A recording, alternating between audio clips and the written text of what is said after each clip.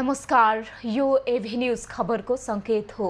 तपाई अहिले एभी न्यूज @ 2 मा हुनुहुन्छ। म ममता थापा। प्रारम्भमा मूल खबर। प्रधानमन्त्री दाहाल र चिनिया समकक्षी ली च्याङ बीच भेटवार्ता, सम्बन्धका नयाँ ऊर्जा र थपिएको चिनिया प्रधानमन्त्रीको भनाई।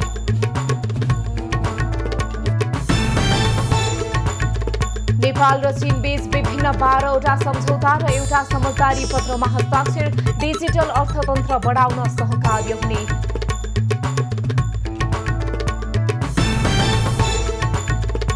राष्ट्रपति पौडेलद्वारा मन्दिरमा दर्शन तथा पूजा अर्चना, जनकपुर उपमहानगरपालिकाले गर्यो पौडेलको नागरिक अभिनन्दन।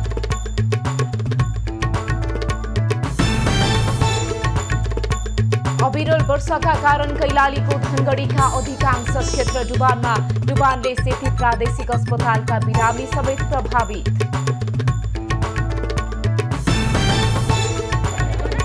र राहत शिक्षकद्वारा काठमाडौँको सडकमा सुतेर प्रदर्शन, सरकारसँगको 6 बुँदे सम्झौताले आफ्ना माग सम्बोधन नभएको भनाई।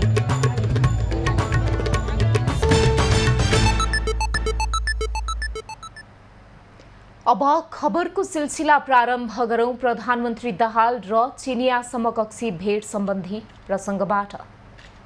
प्रधानमन्त्री पुष्पकमल दाहाल र चिनिया समकक्षी प्रधानमन्त्री ली च्याङ बीच भेटवार्ता भएको छ। आज बिहान दाहाल र ली च्याङ बीच बेजिङ स्थित ग्रेट हल अफ द पिपलमा भेटवार्ता भएको हो। भेटमा च्याङले चीन र नेपाल बीचको सम्बन्धमा नयाँ ऊर्जा थपिएको चीनले महसुस गरेको बताएका छन्। उनले नेपालका प्रधानमन्त्री दाहालको यस भ्रमण द्विपक्षीय सम्बन्धको विस्तार र सुदृढीकरण गर्न थप सहयोग बनेको उल्लेख गरे। चिनिया राष्ट्रपति सी जिनपिङसँगको भेटमा भएका कुराकानीबाट दुई देशको सम्बन्धमा विविध आयाममा छलफल हुनु सुखद रहेको प्रधानमन्त्री च्याङले बताए। उनले प्रधानमन्त्री दाहालले चीन नेपाल सम्बन्धलाई थप सुमधुर बनाउन योगदान पुर्याउनु भएको उल्लेख गरे। प्रधानमन्त्री च्याङले नेपालको सदियौं पुरानो एक छिमेकी रहेको चीनले सदैव नेपालको विकास, समृद्धि र हित चाहेको धारणा राखेका छन्। यसअघि प्रधानमन्त्री दाहाललाई चिनिया प्रधानमन्त्री लीले ग्रेट हल अफ द पिपलमा स्वागत गरेका थिए। दुई प्रधानमन्त्री बीचको भेट अघि दाहाललाई चिनिया सेनाले विशेष सम्मान गार्ड अफ द अनर प्रदान गरेको छ। यसअघि प्रधानमन्त्री दाहाल र चिनिया जनकङ्ग्रेसका अध्यक्ष झाओ लेजीबीच भेटवार्ता भएको थियो। प्रधानमन्त्री दाहाल बुधबार चीनको छोङछिङ महानगरपालिकामा चीनले कृषि र औद्योगिक क्षेत्रमा गरेको विकासको अवलोकन गर्ने कार्यक्रम छ। प्रधानमन्त्री दाहाल चीनको तिब्बत स्वशासित क्षेत्रको भ्रमणमा पनि जाने कार्यक्रम छ। तिब्बतमा रहँदा उनले त्यहाँका उच्च पदस्थ अधिकारीसँग भेटवार्ता गर्ने कार्यक्रम छ। प्रधानमन्त्री दाहाल आफ्नो प्रतिनिधि मण्डल सहित यही असोज 13 गते नेपाल फर्किने कार्यतालिका रहेको छ। उनी साताव्यापी भ्रमणका लागि चीन पुगेका हुन्। नेपाल र चीन बीच विभिन्न 12वटा सम्झौता र एउटा समझदारी पत्रमा हस्ताक्षर भएको छ। चीन भ्रमणमा रहेका प्रधानमन्त्री पुष्पकमल दाहाल र चिनिया समकक्षी प्रधानमन्त्री ली च्याङ बीच आज ग्रेट हल अफ द पिपलमा भएको द्विपक्षीय वार्तापछि विभिन्न विषयमा सम्झौता र समझदारी भएको हो। सम्झौताका सहमति पत्रमा नेपालका तर्फबाट सम्बन्धित मन्त्रालयका सचिव तथा चीनका लागि नेपाली राजदूत विष्णु पुकार श्रेष्ठ र चिनिया अधिकारी बीच हस्ताक्षर गरेका छन्। चीनको राष्ट्रिय विकास र सुधार आयोग तथा नेपालको राष्ट्रिय योजना आयोग बीच सहकार्यका लागि सम्झौता भएको छ। त्यस्तै नेपालको उत्तरी पहाडी क्षेत्रमा विभिन्न वस्तुको उत्पादन र वितरण सम्बन्धी सन् 2017 को नेपाल चीन समझदारी पत्र आदान प्रदान भएको छ। डिजिटल अर्थतन्त्र बढाउने विषयमा सहकार्यका लागि सम्झौता भएको छ। हरित तथा न्यून कार्बन विकासका लागि सहकार्य गर्ने विषयमा पनि हस्ताक्षर भएको छ। कृषि, पशुपक्षी र माछा पालनको विकासका लागि सहकार्य गर्ने विषयका लागि पनि सहमति भएको छ। सन् 1981 मा भएको चीन नेपाल व्यापार र भुक्तानी सम्झौताको समीक्षा र परिमार्जनका लागि संयुक्त प्राविधिक कार्य समूह गठन गर्ने विषयमा पनि सहमति भएको छ। नेपालबाट चीनमा औषधि उत्पादनका लागि वनस्पति निर्यात सम्बन्धी प्रोटोकलमा सहमति भएको छ। प्राचीन ग्रन्थ अनुवाद र प्रकाशन गर्ने विषयमा सहमति भएको छ। विज्ञान प्रविधि र नवप्रवर्धनका क्षेत्रमा सहकार्य गर्ने विषयमा सम्झौता भएको छ। त्यस्तै प्रकोप सामग्री, मानव संसाधन र हिल्सा सिमकोट सडक परियोजनाका विषयमा राजदूत श्रेष्ठ र चिनिया अधिकारी बीच सहमति पत्रमा हस्ताक्षर भएको छ। राष्ट्रपति रामचन्द्र पौडेलले जानकी मन्दिर दर्शन गरेका छन्। आज बिहान उनले जनकपुर स्थित जानकी मन्दिरको दर्शन गरेका हुन्। दर्शनका साथै उनले जानकी मन्दिरमा पूजा अर्चना र प्रसाद ग्रहण गरेका थिए। सो क्रममा राष्ट्रपति पौडेललाई जानकी मन्दिरका महन्त रामकपेश्वर दासले पूजा अर्चना गराएका थिए।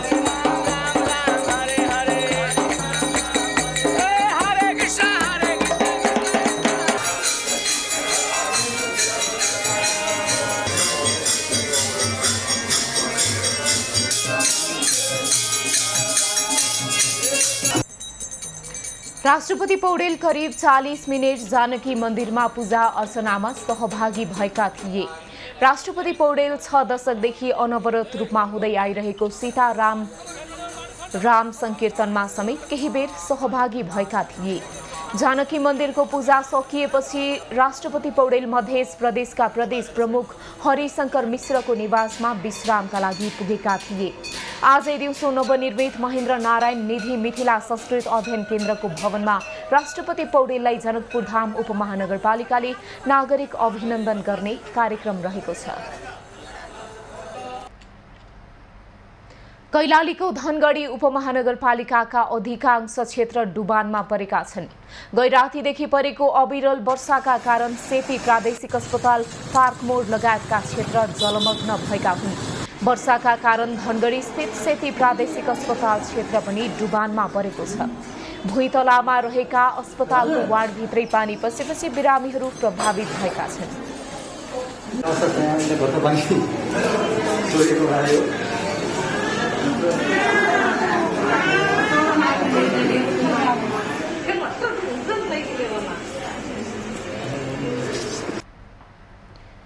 अस्पतालको प्रसुति वार्ड र अपरेसन कक्षमा बाढी पसेको छ। वार्डहरूमा बाढी पसेपछि बिरामीलाई शास्ति भएको छ। बाढीका कारण धनगढी बजारको मुख्य सडक क्षेत्र पनि डुबानमा परेको छ। धनगढीका वडा नम्बर 1, 3 र 4 मा डुबान बढी भएको उपमहानगरपालिकाले जनाएको छ। अविरल वर्षाका कारण जल सतह बढेपछि आवत जावतमा समस्या भएको छ। धनगढीमा सडक निर्माण कार्य जारी रहेको साथै पानीको सहज निकास नहुँदा एकै रातको पानीले धनगढीको मुख्य क्षेत्र जलमग्न भएको छ। निर्माण तथा विस्तारको काम भइरहेको सडकमा पानीको निकास नहुँदा वरपरका पसल तथा घरमा बाढी पसेको स्थानीयको गुनासो छ। सल्यानमा जीव दुर्घटना हुँदा 2 जनाको मृत्यु भएको छ। आज बिहान कपुरकोट गाउँपालिका 3 चोरखोला नजिकै सेतापैरा स्थित राप्ती राजमार्गमा रोल्पाबाट दाङतर्फ आइरहेको तरकारी बोकेको रा 1C1025 नम्बरको सिंगल क्याब जीप दुर्घटना हुँदा 2 जनाको घटनास्थलमा मृत्यु भएको हो। मृत्यु हुनेमा तुलसीपुर उपमहानगरपालिका 18 बस्ने 25 वर्षीय चालक भक्त बहादुर घरती र गाडी साहु 50 वर्षीय गणेश बुढा रहेको प्रहरीले जनाएको छ। दुर्घटनामा 1 जना घाइते भएका छन्। घाइते हुनेमा दाङ तुलसीपुर उपमहानगरपालिका 2 बस्ने 35 वर्षीय नारायण योगी रहेका छन्। घाइतेलाई उपचारका लागि दाङ पठाइएको छ। जीप अनियन्त्रित भई सडकबाट करिब 350 मिटर तल खसेको प्रहरीले जनाएको छ। सर्लाही सदरमुकाम मलङ्गवामा बिहिबार रातिदेखि अनिश्चितकालका लागि लगाइएको कर्फ्यू आजबाट केही खुकुलो बनाइएको छ। बिहानदेखि बेलुकीसम्म कर्फ्यू खुला गरिए पनि राति भने कायमै राखिएको छ। असोज 4 गते गणेशको मूर्ति विसर्जन गर्ने क्रममा 2 समुदाय बीच झडप भएपछि कुनै अप्रिय घटना हुन नदिन स्थानीय प्रशासनले मलङ्गवामा अनिश्चितकालीन कर्फ्यू आदेश जारी गरेको थियो। लामो समयको कर्फ्यूले जनजीवन प्रभावित भएकाले आज सुरक्षा समितिको बैठक बसेर केही खुकुलो बनाउने निर्णय गरिएको छ। प्रशासनका अनुसार बिहानदेखि बेलुकीसम्म खुला गरिए पनि साँझ 8 बजेदेखि बिहान 4 बजेसम्म कर्फ्यू कायमै रहनेछ। तर सर्वसाधारणको सुरक्षामा पर्न सक्ने जोखिमलाई मध्यनजर गर्दै दिउँसोभरि साबिकको नगर क्षेत्रभित्र कुनै किसिमको भेला, जुलुस, बैठक वा प्रदर्शन भने गर्न नपाइने प्रशासनले जनाएको छ। सामाजिक सञ्जालमा सामाजिक सद्भाव भड्काउने किसिमका अफवाहहरू फैलाउने विरुद्ध साइबर अपराध गरेको अभियोगमा कारबाही गर्ने समेत सुरक्षा समितिले निर्णय गरेको छ। नेपाली कांग्रेसको केन्द्रीय समिति बैठक आज पनि जारी छ। असोज 4 गतेदेखि सुरु भएको बैठक आज बिहान 11 बजेपछि बसिरहेको छ। हिजोको बैठकमा 33 जना केन्द्रीय सदस्यले धारणा राखेका थिए। केन्द्रीय समिति बैठकमा कांग्रेस नेताहरूले धर्मनिरपेक्षतादेखि संघीयताको औचित्यसम्म प्रश्न उठाएका छन्। साथै नेकपा माओवादीसँगको सहकार्यमा सरकार गठन भए पनि जनअपेक्षा अनुसार काम हुन नसकेको गुनासो पनि केन्द्रीय सदस्यहरूको छ। त्यस्तै प्रत्यक्ष निर्वाचनमै 33% महिलाको सहभागिता सुनिश्चित गर्नुपर्ने र दलित तथा जनजाति लगायतको सहभागिता र प्रत्यक्षमै हुनुपर्ने माग पनि कांग्रेसमा उठेको छ। महासमिति बैठकको मिति तय गरेर कांग्रेस केन्द्रीय समिति बैठक सक्ने तयारी छ। कोशी प्रदेशमा 4 जना मन्त्री थपिने भएका छन्। मुख्यमन्त्री हिक्मत कुमार कार्कीले आज एमालेबाट 4 जना मन्त्री थप्न लागेका हुन्। प्रदेशसभा सदस्यहरू लीलबल्लभ अधिकारी, निरन राई, बुद्धि कुमार राज भण्डारी र रामप्रसाद मेहतालाई मुख्यमन्त्री कार्कीले मन्त्री बनाउन लागेको उनको सचिवालयले जानकारी दिएको छ। यसअघि एमालेबाट तिलकुमार मेन्याङबो, पीके राई, एकराज कार्की, सिर्जना राई मन्त्री भइसकेका छन्। अदालतको परमादेशपछि मुख्यमन्त्रीमा फर्किएका कार्कीले असोज 20 गते भित्र परमादेशबाट विश्वासको मत लिइसक्नुपर्नेछ। तर उनले विश्वासको मत पाउने सम्भावना कम छ। संविधानको धारा 168 को 3 अनुसार बनेको नेकपा एमालेको अल्पमतको सरकारले विश्वासको मत नपाएमा प्रदेश सरकार थप अस्थिरतातर्फ जाने अनुमान गरिएको छ। नेकपा एमालेको प्रथम बागमती प्रदेश कमिटिको अधिवेशन आजदेखि काठमाडौँमा सुरु भएको छ। पार्टीका अध्यक्ष केपी ओलीबाट सम्मेलनको उद्घाटन भएको छ। आज उद्घाटन हुने अधिवेशनको बन्द सत्र मंगलबार कमलादी स्थित नेपाल प्रज्ञा प्रतिष्ठानमा हुनेछ। उद्घाटनका अवसरमा आज सो कमिटिले काठमाडौँमा पदयात्रा गरेको छ। भृकुटी मण्डपमा हुने अधिवेशनको उद्घाटनका लागि विभिन्न जिल्ला र जनसंगठनका कार्यकर्ताले बागबजार, घण्टाघर, पुतली सडक, प्रदर्शनी मार्ग लगायतका स्थानबाट ब्यानर र झाँकी सहित र्याली निकालेका हुन्। बागमती प्रदेशको प्रथम अधिवेशनमा 4 जना अध्यक्षका आकांक्षी छन्। अहिलेका अध्यक्ष केशव पाण्डे, बागमती प्रदेश सभाका पूर्व सभामुख सानु कुमार श्रेष्ठ तथा केन्द्रीय सदस्य द्वय कैलाश ढुङ्गेल र कृष्ण प्रसाद दाहालले नेतृत्वका लागि दावी गर्दै आएका छन्। 4 आकांक्षी मध्ये दाहाल र ढुङ्गेल बीच चुनावी प्रतिस्पर्धाको सम्भावना छ। 1 अध्यक्ष, 1 उपाध्यक्ष, 1 सचिव र 2 उपसचिव सहित 5 पदाधिकारीका लागि अहिलेसम्म 30 जना भन्दा बढीले आकांक्षा राखेका छन्। अधिवेशनका लागि 1150 प्रतिनिधि छानिएका छन्। बागमती प्रदेशमा उपाध्यक्ष सुरेन्द्र पाण्डे, अष्टलक्ष्मी शाक्य, पोलिट ब्युरो सदस्य द्वय महेश बस्नेत र गोकुल बास्कोटाको भूमिका निर्णायक हुने देखिन्छ। पूर्व राजा ज्ञानेन्द्र शाहले आइतबार भक्तपुर पुगेर तलेजु भवानीको मन्दिर र भैरवनाथको दर्शन गरेका छन्। आफ्नो सांस्कृतिक भ्रमण अन्तर्गत भक्तपुर पुगेका पूर्व राजालाई स्थानीयले राष्ट्रिय झण्डा सहित भव्य स्वागत गरे। मन्दिर दर्शनपछि पूर्व राजा शाहले भक्तपुर दरबार स्क्वायरको अवलोकन समेत गरेका थिए। पूर्व राजा ज्ञानेन्द्र शाहले ऐतिहासिक नगर भक्तपुरको भ्रमण गरेका छन्। भक्तपुरवासीको निमन्त्रणालाई स्वीकार गरेर भ्रमण गरेका शाहलाई भक्तपुरवासीले भव्य स्वागत गरेको छ।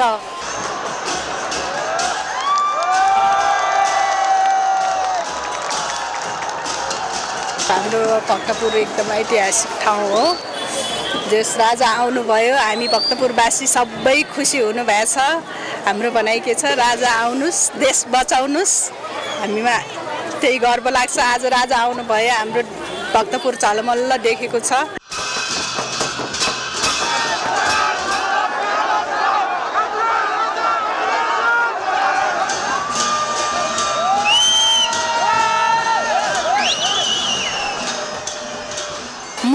हिन्दू राष्ट्र र राष्ट्रसत्ता पुनर्स्थापनाको माग गर्दै विभिन्न पार्टीहरू सक्रिय रहेका बेला पूर्व राजाको भक्तपुर भ्रमणलाई महत्त्वका साथ हेरिएको छ।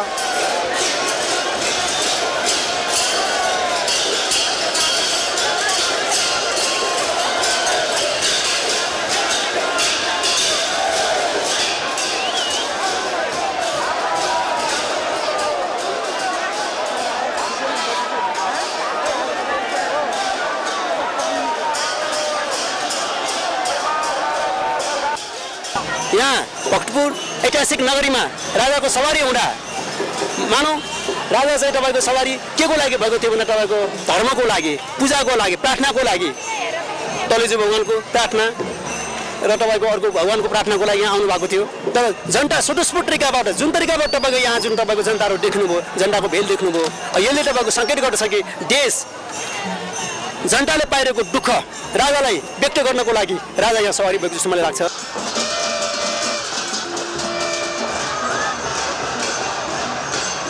हामीले चाहिँ विष्णुको अवतार मान्छौँ, विष्णुको अवतार हामीले चाहिँ भगवानै मान्छौँ होइन। हाम्रो आमा बुवाले हामीलाई त्यही सिकाउनु भयो, म त त्यही नै मान्छु होइन। अनि त्यस कारणले गर्दाखेरि उहाँ भगवान हो, भगवानले चाहिँ अर्को भगवानलाई पनि सम्मान गर्नुहुन्छ। त्यस कारणले गर्दा हामी सबै भगवान छ नि त, यहाँको मान्छेले उहाँले भगवान भनेर बोलाउनु भयो, त्यस कारणले उहाँ आउनुभयो।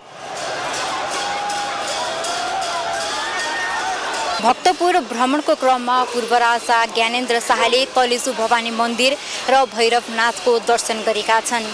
उनको आगमनले भक्तपुरमा भिड व्यवस्थापन गर्न भने कठिनाई भएको थियो। क्यामेरामा राजेश रजकका साथ सुधा चौलागाई, भक्तपुर। खबरको सिलसिला अझै जारी छ, हामीसँगै रहनुहोला।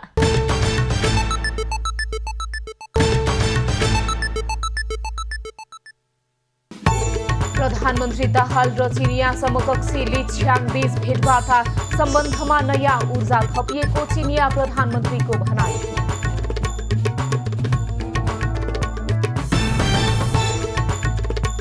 नेपाल र चीन बीच विभिन्न 12वटा सम्झौता र एउटा समझदारी पत्रमा हस्ताक्षर, डिजिटल अर्थतन्त्र बढाउन सहकार्य हुने।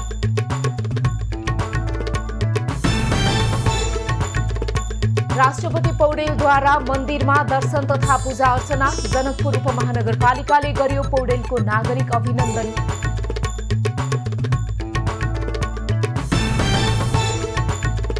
अविरल वर्षाका कारण कैलालीको धनगढीका अधिकांश क्षेत्र डुबानमा, डुबानले सेती प्रादेशिक अस्पतालका बिरामी समेत प्रभावित।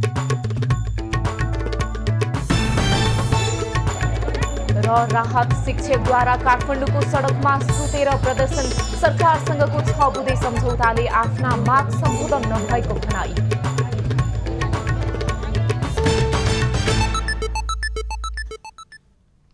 अब बाँकी प्रसङ्ग। काठमाडौँ महानगरपालिकाका प्रमुख बालेन्द्र शाह बालेनले अभियन्ता ईशान श्रेष्ठ यी वार्तामा बोलाउन नआएको आरोप लगाएका छन्। आज सामाजिक सञ्जालमा उनले यी लगायतका अभियन्ता छलफलमा नआएको भन्दै के उनीहरूका नेतासँग वार्ता गर्नुपर्ने भनेर प्रश्न गरेका छन्। अभियन्ता यी काठमाडौँ महानगर प्रमुख शाहले आफूलाई चुनावी बाचा सम्झाउन महानगरको कार्यालय राष्ट्रिय सभागृह अगाडि उभिएर प्रदर्शन गर्दै आएका छन्। प्रमुख शाहले आफू नै यी लगायतका अभियन्ता उभिरहेको ठाउँमा गएको बताएका छन्। आफै गएर वार्ता गरौं, यहाँहरूको कुरा र समस्या सुनौ भन्दा अभियन्ताहरू संवादमा बोलाउँदा आउन नखोजेको प्रमुख शाहको भनाइ छ।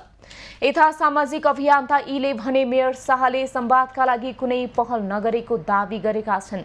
शाहले सामाजिक सञ्जालबाट लेख्ने बित्तिकै अभियन्ता यीले त्यसबारे प्रतिकार गरेका छन्। उनले प्रमुख आफै नआएर केही बेर अघि मात्रै नगर प्रहरी पठाएर आफूहरूलाई संवादमा आउन भनेको लेखेका छन्। हामीले कानुन विज्ञ, शहरी व्यवस्थापन विशेषज्ञ र सडक व्यवसाय प्रतिनिधि साथीहरूलाई बोलाउन समय मागेपछि नगर प्रहरीले रिसाएर नगर प्रमुखले भेट्दैनन् भनेर जवाफ दिएको अभियन्ताको भनाइ छ। शाहले चुनाव अघि गरेका बाचा र सार्वजनिक प्रतिबद्धता विपरीत शहरको सबैभन्दा कमजोर र हुँदा खाने वर्गको गाँस खोज्ने काम गरेको भन्दै यी उभिएर विरोध गरिरहेका छन्। काठमाडौँको मध्यमवर्गीय जमातमा आशा जगाएका शाहले निर्वाचित भएपछि नगर प्रहरीलाई लगाएर सडक र फुटपाथका साना व्यवसायीमाथि धरपकड गर्दै आएको विरोध यी लगायतले गरिरहेका छन्। काठमाडौँ महानगरपालिकाले यस वर्षको इन्द्र जात्रामा विदेशी तथा स्वदेशी पाहुना सहभागी हुने जनाएको छ। आज हनुमान ढोकामा पत्रकार सम्मेलन गरेर महानगरले यस वर्षको इन्द्र जात्रा पर्व अवलोकन गर्न विदेशी पाहुनालाई आमन्त्रण गरेको जनाएको छ। काठमाडौँ महानगरका प्रवक्ता नवीन मानन्धरले 20 जना विदेशी र 22 जना स्वदेशी पाहुना अवलोकनका लागि आउने निश्चित भइरहेको बताए। यसरी आउने पाहुनाले इन्द्र जात्रा सञ्चालन हुने रूटमा पर्ने हनुमान ढोका केन्द्रीय सम्पदा पदयात्रा हाँडी गाउँ र स्वयम्भू र भक्तपुर दरबार स्क्वायरको भ्रमण अवलोकन कुमारी रथ यात्राको अवलोकन लगायत कार्यक्रममा सहभागी गराइने महानगरले जनाएको छ। यस्तै 5 महानगरपालिका र देशभित्रका आन्तरिक भगिनी सम्बन्ध भएका डडेलधुराको अमरगढी नगरपालिका, जुम्लाको चन्दननाथ नगरपालिका, नवलपरासी बर्दघाट सुस्ता पश्चिम रामग्राम नगरपालिका, सिन्धुपाल्चोकको मेलम्ची नगरपालिका र धनकुटा जिल्लाको पाखरीबास नगरपालिकाका प्रतिनिधि इन्द्र जात्रामा सहभागी हुने महानगरले जनाएको छ। यस वर्षको इन्द्र जात्रा बिहीबार रहेको छ। इन्द्र जात्रा अन्तर्गत लाखे नाच भने सुरु भइसकेको छ। 44औं विश्व पर्यटन दिवस बर्दियाको पर्यटकीय नगरी ठाकुरद्वारा मन्दिरको प्राङ्गणमा विशेष कार्यक्रमका साथ मनाइने भएको छ। आगामी बुधबार पर्यटन दिवसका अवसरमा ठाकुर बाबा मन्दिरमा पर्यटन र हरित लगानीलाई बढावा दिई आन्तरिक तथा बाह्य पर्यटन भित्र्याउने उद्देश्यले कार्यक्रम हुने भएको छ। पर्यटकीय मूल गन्तव्यको रूपमा ठाकुरद्वारा सहित बर्दियाका धार्मिक तथा प्राकृतिक पर्यटकीय क्षेत्रको विकास गरी बर्दियालाई विश्वमा चिनाउन दिवस मनाउन लागि आयोजकको भनाइ छ। पर्यटनको थुप्रै सम्भावना रहेको बर्दिया जिल्ला संसारको ग्रीन डेस्टिनेसनको तय सूचीमा एसिया पेसिफिकको 10औं स्थानमा पर्न सफल रहेको छ। प्रचार प्रसार गर्न भने हामीले सकेका छैनौँ। आन्तरिक र बाह्य पर्यटकलाई यहाँ भित्र्याएर रोजगार स्वरोजगारका थुप्रै अवसरहरू सिर्जना गर्न सकिने भएका कारणले हामीले यसलाई प्रवर्धन गर्न लागेका हौँ। हामीसँग थुप्रै पर्यटकीय होटलहरू छ, व्यवसायहरू छ, हामीसँग होमस्टेहरू छ, हामीसँग कृषि उपजहरू छ, कृषि उत्पादनहरू छ, हामीसँग नदीजन्य स्रोतहरू छ। यी हामीसँग थुप्रै धार्मिक आस्थाका धरोहरहरू पनि छन्। यी कुराहरूलाई प्रचार प्रसार गरेर यहाँ आएर यो क्षेत्रमा आएर आफ्नो एउटा रमणीय वातावरणमा यहाँको बारेमा जानकारी लिने, प्रकृति र संस्कृतिको अनुभूति लिनको लागि सबैलाई आह्वान गर्नको लागि हामी यो पर्यटन दिवस अहिले ठाकुरद्वारामा मनाउँदैछौँ। बर्दिया राष्ट्रिय निकुञ्ज बाघ हेर्नका लागि उचित गन्तव्य रहनुका साथै सांस्कृतिक र प्राकृतिक हिसाबले अब्बल रहेको छ।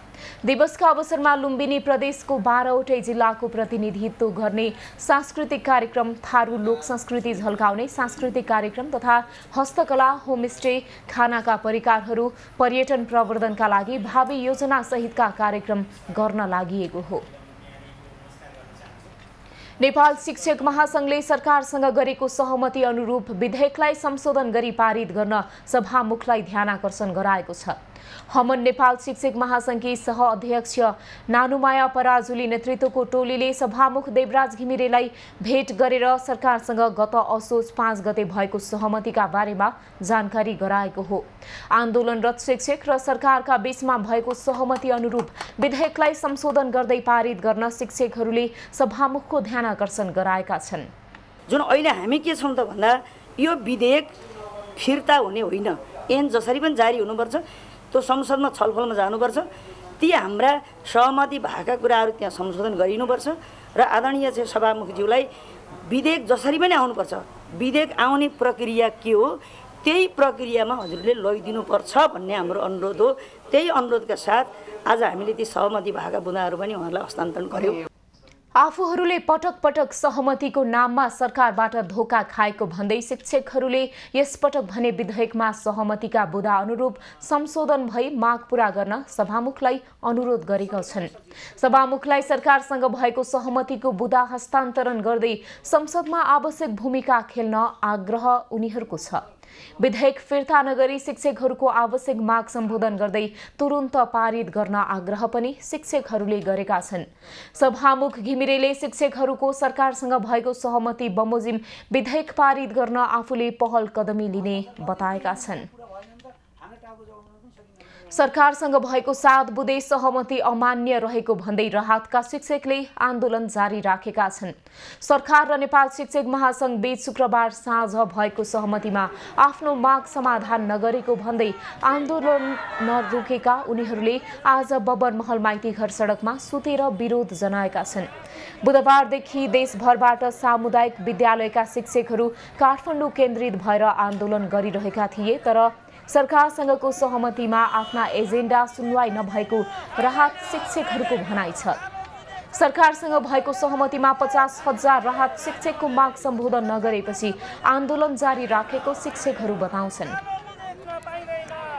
राहत शिक्षक संघर्ष समिति र पेन्सन वञ्चित शिक्षक केन्द्रीय संघर्ष समिति बाल विकास केन्द्रमा आबद्ध शिक्षकहरूले आन्दोलन जारी राख्ने बताएका छन्। सरकार र शिक्षक महासंघले आफूहरूले उठाएका माग सम्बोधन गर्न उदासीन रहेको भन्दै उनीहरूले सहमति नमान्ने घोषणा गर्दै आन्दोलन अगाडि बढाएका छन्। उनीहरूले माइतीघर मण्डलादेखि बानेश्वरसम्म पुगेर कोण सभा गरेका थिए।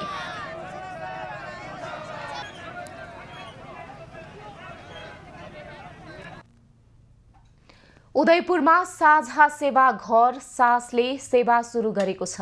आर्थिक सामाजिक क्षेत्रबाट समस्यामा परेका बालबालिका, ज्येष्ठ नागरिक, शारीरिक अशक्त व्यक्तिहरूको संरक्षण हेरविचार गर्ने लक्ष्य संस्थाले राखेको छ। कार्यालयको उद्घाटन त्रियुगा नगर प्रमुख बलदेव चौधरीले एक कार्यक्रमका बीच गरे। सहाराविहीन व्यक्तिहरूको गाँस, बास र कपास, शिक्षा, स्वास्थ्य जस्ता महत्त्वपूर्ण आधारभूत आवश्यकतालाई लिई ध्यानमा राखी सहयोग र संरक्षणको काम गर्ने यस संस्थाको मुख्य उद्देश्य रहेको अध्यक्ष गीता खड्काले बताइन्। संस्थाले तत्काल 3 जना समस्यामा परेका व्यक्तिहरूलाई सेवा दिएको छ। केन्द्रमा अहिले 12 शय्याको व्यवस्था छ। बेवारिसे व्यक्तिहरू संरक्षण गर्न निकै चुनौतीपूर्ण कार्य रहेको भन्दै सञ्चालकले सहयोगको आग्रह पनि गरेको छ। गत वर्ष घट्दो क्रममा रहेको आयातमा सुधार देखिन थालेको छ। भन्सार विभागले सार्वजनिक गरेको चालु आर्थिक वर्ष 2080-81 को भदौसम्मको तथ्याङ्क अनुसार साउनको तुलनामा भदौमा आयात केही बढेको छ।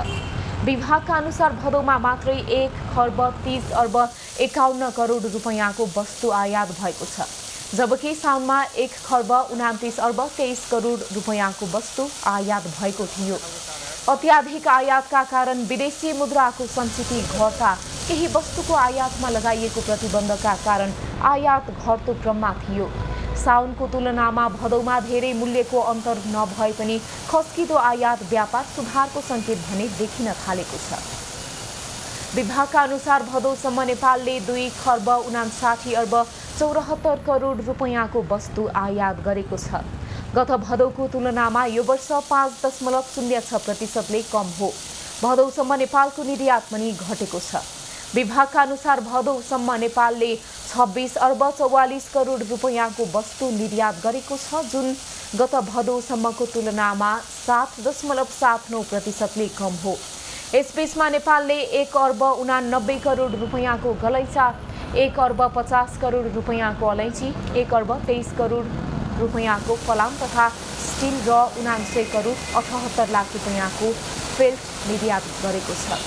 आयात र निर्यात गरेर भदौसम्म नेपालको कुल अन्तर्राष्ट्रिय व्यापार 2 खर्ब 86 अर्ब 19 करोड रुपैयाँ नाघेको छ, जुन गत भदौको तुलनामा 5.32% हुन आउँछ। यसबीचमा नेपालको व्यापार घाटा 2 खर्ब 33 अर्ब 30 करोड रुपैयाँ पुगेको छ। गत भदौको तुलनामा व्यापार घाटा 4.74% कम हो। ग्वारकोमा निर्माणाधीन फ्लाइओभरको निर्माण कार्य पुनः सुरु भएको छ। फ्लाइओभरको नयाँ डिजाइन स्वीकृत भएसँगै निर्माण कार्य पुनः सुरु भएको हो। गत माघको अन्तिम सातामा काम सुरु गरिएको फ्लाइओभरको निर्माण असारमा रोकिएको थियो। डिजाइनमा त्रुटि भएको र आवश्यक उपकरण उपलब्ध हुन नसकेको भन्दै निर्माण रोकिएको थियो।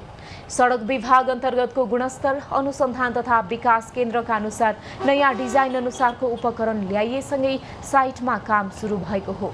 अब डिजाइन, उपकरण, जनशक्ति र आर्थिक लगायतको कुनै पनि समस्या नरहेको विभागले जनाएको छ। भारतबाट भाइब्रो, हेमर, फाइल राख्ने क्रेन, फाइल रिग मेसिन लगायत उपकरण ल्याइएको छ। अहिले मुख्य रूपमा पाइल राख्ने काम भइरहेको छ। अहिलेसम्म 3वटा पाइल जमिनमा गाडिसकिएको छ।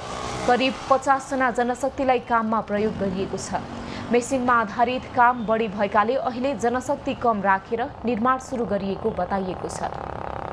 सम्झौता अनुसारको निर्धारित समयमा नै निर्माण सम्पन्न हुने विभागको दाबी छ।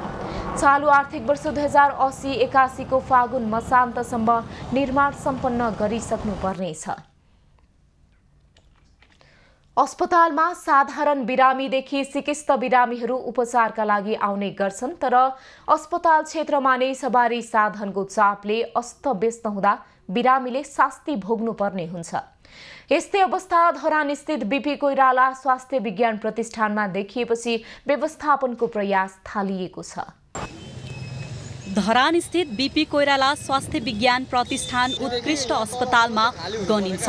अस्पतालमा सहज बिरामीको उपचारसँगै अस्पतालसम्म जाने सडक समेत असुरक्षित छ। सडकमा यत्रतत्र सवारी साधन पार्किङमा राखिएका छन् भने फास्ट फुड लगायतका ठेला गाडीले सडक जाम गरेको छ। अस्पताल जस्तो संवेदनशील क्षेत्रमा जथाभावी राखिएका सवारी साधनले साँघुरो सडक जाम गरेको छ भने सडक जामका कारण बिरामीहरूलाई असहज भएको छ। हस्पिटल कर्मचारी डाक्टर साहबले पनि हेलमेट नलाएर चलाइदिने अनि अव्यवस्थित भइसकेपछि म 2 दिन बिहिबारदेखि चाहिँ यहीँ बसेर आफ्नै कमान्डमा हाम्रो टिम बसेर चाहिँ यसलाई चाहिँ डाक्टर साहबहरूलाई र हस्पिटलको कर्मचारीलाई सबै सचेत गराएर हेलमेट लाउनुहोस्, ट्राफिक नियम पालन गर्नुहोस्, तपाईँहरूकै लागि हो, हाम्रो लागि भन्दा पनि तपाईँहरूकै लागि हो।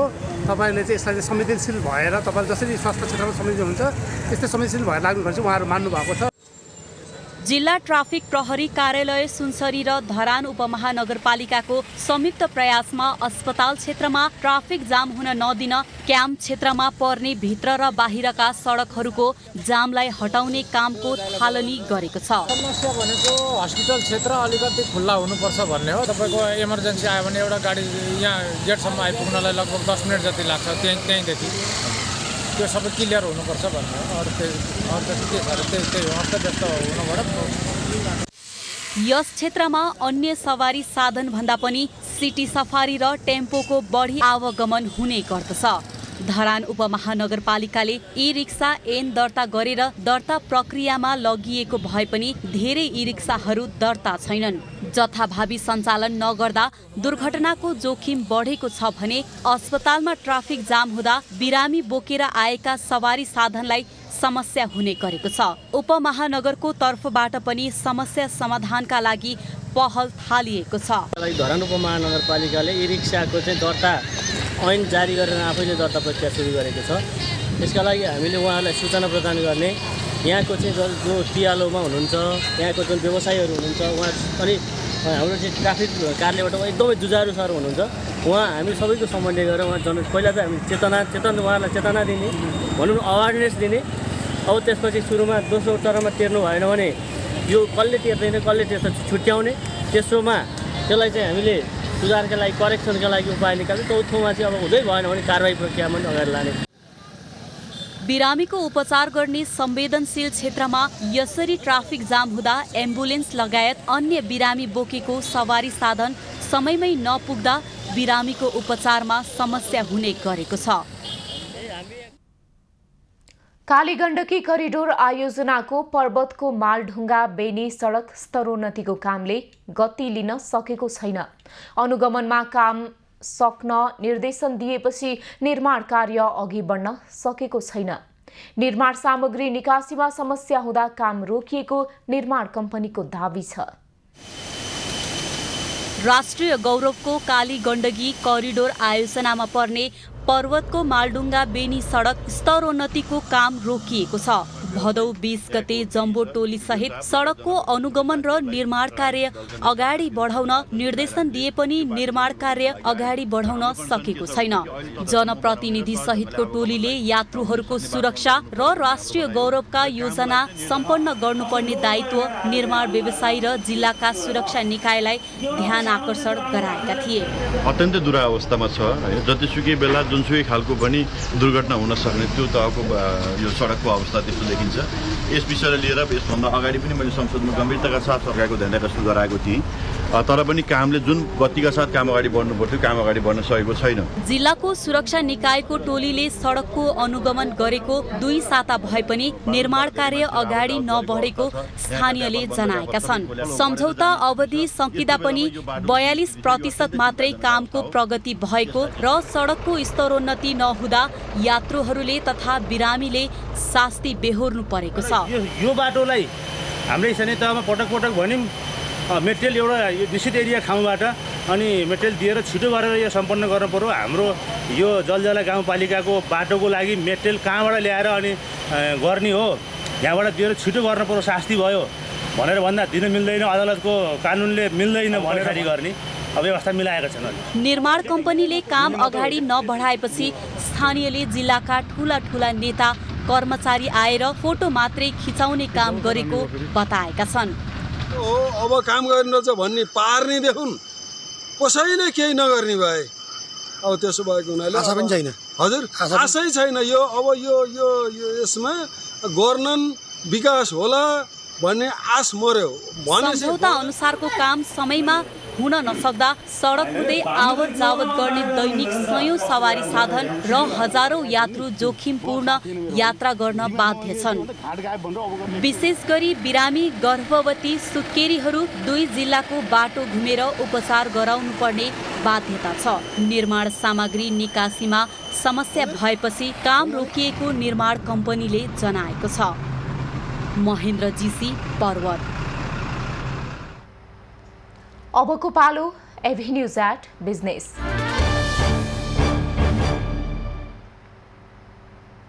सुदूरपश्चिम प्रदेशका पहाडी जिल्लामा खाद्य सङ्कट देखिएपछि खाद्य व्यवस्था तथा व्यापार कम्पनी लिमिटेडले 2000 क्विन्टल चामल पठाएको छ।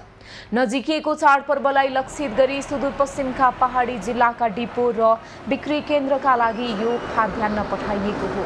केही दिन अघि बाजुरामा चामल अभावको जानकारी आएपछि त्यहाँ सहित दार्चुला, अछाम र डडेलधुरामा पनि चामल पठाइएको कम्पनीले जनाएको छ। यो वर्ष चाहिँ सुदूरपश्चिम प्रदेशको लागि 7वटा जिल्लाको लागि 40,000 कोटा निर्धारण भएको छ र ठेक्का प्रक्रिया पनि अन्तिम चरणमा पुगेको छ। चाँडै नै आशयको सूचना आउँछ र हामीले चाहिँ अत्यावश्यक जिल्लाहरूमा चाहिँ चामलको माग अनुसार चाहिँ दार्चुलामा 400 क्विन्टल, डडेलधुरामा 400 क्विन्टल, बझाङमा 200 क्विन्टल र बाजुरामा 630 क्विन्टल चामल पठाइसकेका छ। मार्तडीमा शनिबार 200 क्विन्टल चामल ढुवानी गरिएको थियो। त्यसपछि आइतबार थप 430 क्विन्टल चामल पठाइएको छ। दार्चुला, अछाम र डडेलधुरामा 400 क्विन्टल तथा बझाङमा 210 क्विन्टल गरी 2030 क्विन्टल चामल पहाडी जिल्लाहरूमा पठाइएको छ।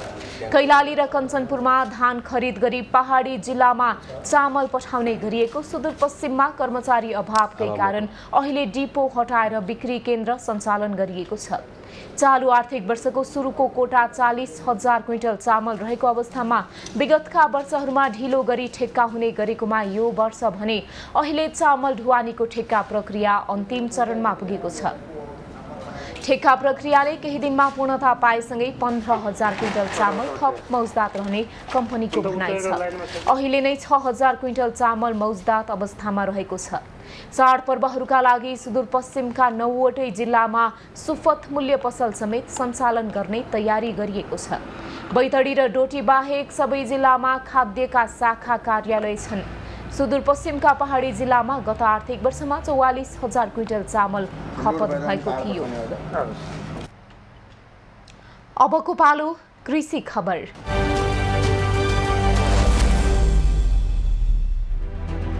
कृषि खबरको साथमा सम्पूर्ण कृषि सेवाको लागि agri Nepal soil to sale. Rupandehi र आसपासका सीमावर्ती बजारमा तरकारीको मूल्य आकाशिएको छ। तरकारी र फलफुलको मूल्यमा एकरूपता नहुँदा उपभोक्ता थप मारमा परेका छन्। रूपन्देहीको बुटवल र यस आसपासमा लाग्ने हाट बजारहरूमा तरकारीको मूल्य मनपरी हुँदा उपभोक्ताको भान्सा महँगिएको छ। हाट बजारमा दैनिक उपभोग्य वस्तु दाल, चामल, मरमसाला, तरकारी, फलफुलको मूल्यमा एकरूपता र गुणस्तरीयता नहुँदा उपभोक्ता मारमा परेका हुन्। विगतका वर्षका तुलनामा यस वर्ष तरकारी उत्पादन राम्रो भएको छ, तर व्यवसायी सरकारले आलु प्याजमा लगाएको मूल्य अभिवृद्धि कर भ्याटका कारण तरकारीको भाउ बढेको दाबी गर्छन्। 40% सरकार लगता है नेपाल सरकार का, 40% नेपाल सरकार का भंडार लगता है। 40%? हाँ, इसमें हड़ताल हुआ था। रूपन्देहीकै सबैभन्दा ठुलो बुटवल उपमहानगरपालिका परिसरमा रहेको बुटवल हाट बजारमा पनि सरोकारवाला निकायको ध्यान नपुग्दा एउटै प्रकृतिका तरकारी, फलफुल, मरमसालाको मूल्य समेत फरक फरक भेटिन्छ। 7/7 को 130 रुपियाँ हप्तामा 2 रुपियाँ लाग्छ, अनि हप्तामा मङ्गलबार शुक्रबार पनि लाग्छ। त्यो दिन 7/7 को 40 रुपियाँ दिनुपर्छ, बुधबार शनिबार 130 रुपियाँ दिनुपर्छ। 100 रुपियाँ 110 रुपियाँ के सस्तो कसरी यो अगरबत्ती सोयाबिन तेल जुन चाहिँ भ्याट नलाग्दासम्म 40 देखि 45 सम्ममा बिक्री भएको प्रति किलो प्याजको खुद्रा मूल्य हाल 75 देखि 80 रुपियाँ रहेको छ। 1000 प्रति केजीसम्म पाइने जिरा 1200 पुगेको छ। त्यस्तै चिनीको मूल्य पनि 100 देखि 120 रुपियाँ पुगेको उपभोक्ता बताउँछन्। सस्तो होला भन्ने हिसाबले आएको, यहाँ पनि यस्तै रहेछ, महँगै रहेछ। हाट बजारमा तरकारी, टमाटर, गोबी, बोडी, सिमी, भिन्डी, लौका, घिरौला, करेलाको मूल्य पनि बढेको छ। 500 रुपियाँको तरकारीले 2 छाक टार्न र कम आय भएकालाई दैनिक जीवन चलाउन निकै कठिन भएको उपभोक्ताको गुनासो छ। दामोदर खनाल, रूपन्देही। खबरको सिलसिला अझै जारी छ, हामीसँगै रहनुहोला।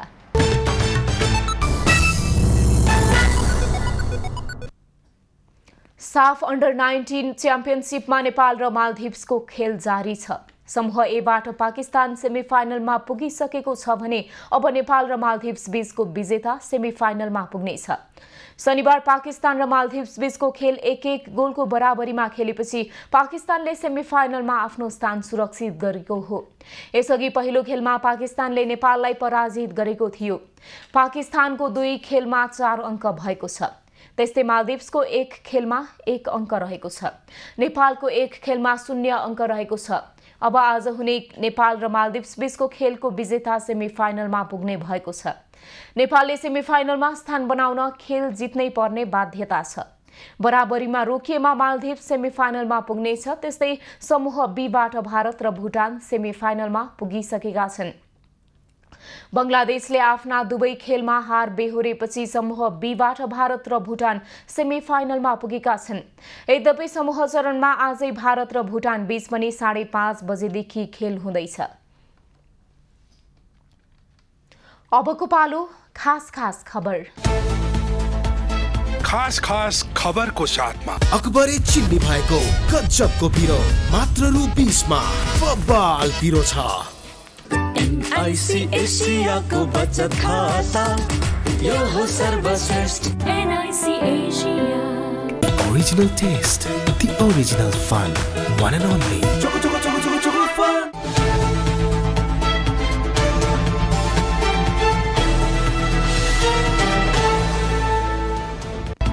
हेमलाल हरिकला समाज कल्याण प्रतिष्ठानले 2079 सालको पद्मश्री साहित्य पुरस्कार समालोचक तथा आख्यानकार डाक्टर देवी प्रसाद सुवेदीको उपन्यास मनुलाई दिने घोषणा गरेको छ। प्रतिष्ठानले पद्मश्री साधना सम्मान कलाकार दुर्गा बराल वात्स्यायनलाई अर्पण गर्ने निर्णय गरेको प्रतिष्ठानले जनाएको छ। सरकारले होर्डिङ बोर्ड वा अन्य प्रचार सामग्रीमा विदेशी कलाकारको फोटो प्रयोग नगर्न निर्देशन दिएको छ। होर्डिङ बोर्ड, सवारी साधन वा अन्य कुनै माध्यममा विज्ञापन गर्दा स्वदेशी कलाकार वा व्यक्तिको फोटो मात्रै प्रयोग गर्न विज्ञापन बोर्डले सूचना जारी गरेको छ। विज्ञापन नियमावली पहिलो संशोधन 2080 को नियम 9 को क उपनियम 3 अनुसार विदेशी कलाकार वा व्यक्तिको फोटो प्रयोग गर्न नपाइने व्यवस्था रहेको छ।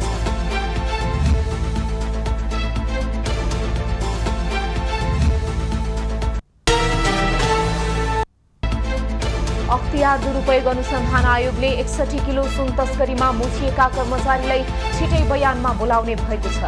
तस्करी प्रकरणमा मुछिएका अध्यागमन विभागका कर्मचारी सहितका कर्मचारीको सम्पत्ति छानबिन खालिरहेको अख्तियारले उनीहरूलाई छिटै बयानमा बोलाउने तयारी गरेको छ। अख्तियारले उनीहरूका बारेमा विस्तृत अनुसन्धान गरिरहेको जनाएको छ।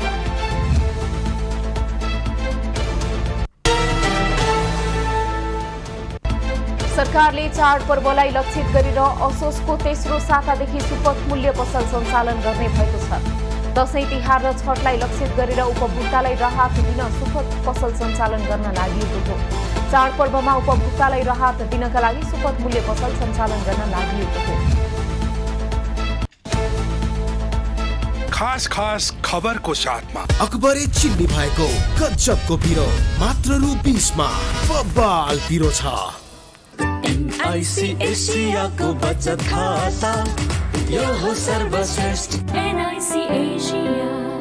Original taste, the original fun, one and only. Choco choco choco choco choco fun.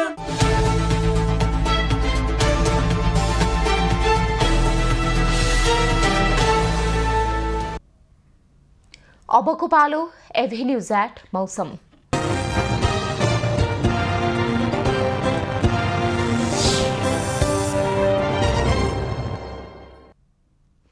हाल देशभर आंशिकदेखि सामान्य बदली रही गण्डकी प्रदेशका थोरै स्थान र बाँकी प्रदेशका 1-2 स्थानमा हल्का वर्षा भइरहेको छ। दिउँसो देशभर आंशिकदेखि सामान्य बदली रहनेछ। कोशी, गण्डकी र बागमती प्रदेशका थोरै स्थानहरूमा र बाँकी प्रदेशका 1-2 स्थानमा मेघ गर्जन चट्याङ सहित हल्कादेखि मध्यम वर्षाको सम्भावना रहेको जल तथा मौसम पूर्वानुमान महाशाखाले जनाएको छ। आज काठमाडौँ उपत्यकाको अधिकतम तापक्रम 28 डिग्री सेल्सियस र न्यूनतम तापक्रम 18 डिग्री सेल्सियसका बीचमा रहने अनुमान गरिएको छ। आज सूर्योदय बिहान 5:53 भयो भने सूर्यास्त साँझ 5:57 हुनेछ। आज देशभरको मौसम कस्तो रहला त हेरौं देशका विभिन्न स्थानको अनुमानित मौसमी अवस्था।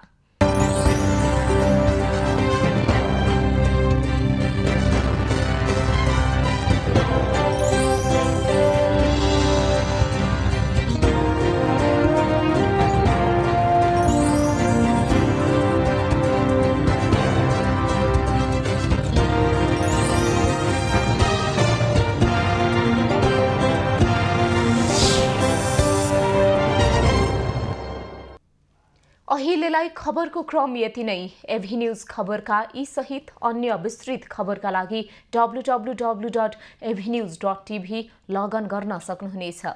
युट्युब, फेसबुक र ट्विटरमा पनि हामीलाई फलो गर्न सकिनेछ। खबरभित्रको खबरका लागि हेर्दै रहनुहोला एभेन्यूज खबर। नमस्कार।